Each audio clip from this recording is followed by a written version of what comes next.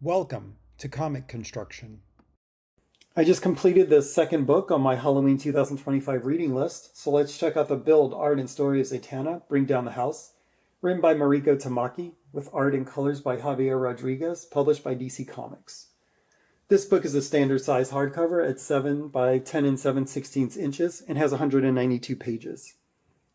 The dust jacket is a thick, glossy sheet, which reflects a lot of light, as you see.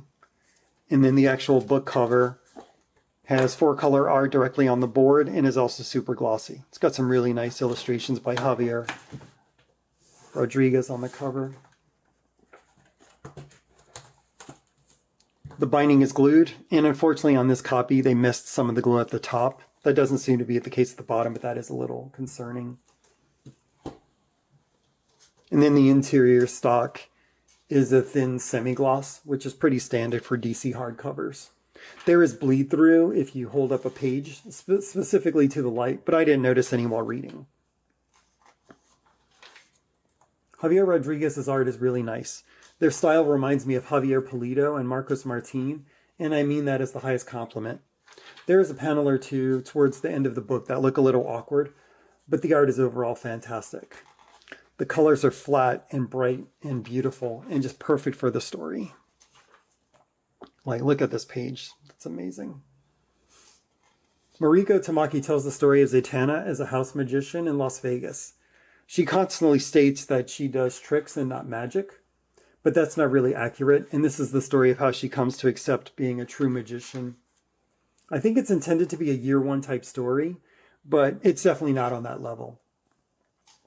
The tale starts out entertaining and gets a little bit trippy, which is appropriate for a book about magic, but it stumbles toward the end.